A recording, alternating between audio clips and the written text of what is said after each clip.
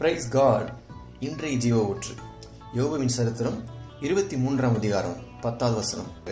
ஆனாலும் நான் போகும் வழியை அவர் அறிவார், அவர் என்னை சோதித்த பின் நான் பொன்னாக விளங்குவேன்.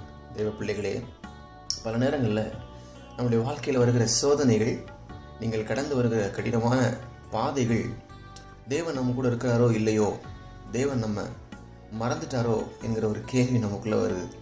ஒருவேளை இந்த காலை நேரத்திலும் கூட அப்படிப்பட்ட மனநிலையோடு கூட நீங்கள் இந்த வார்த்தையை கேட்க நேர்ந்துச்சு அப்படின்னா இந்த வார்த்தை உங்களுக்கு பொருந்தும். அவர் நீங்கள் போகிற வழி நல்லா அறிஞ்சிருக்கிறாரு. அவர் உங்களை சோதித்த பின் நீங்கள் பொண்ணாக விளங்குவீங்க. இந்த நாளில் கர்த்தர் உங்களை ரொம்ப அற்புதமாக நடத்துவார்.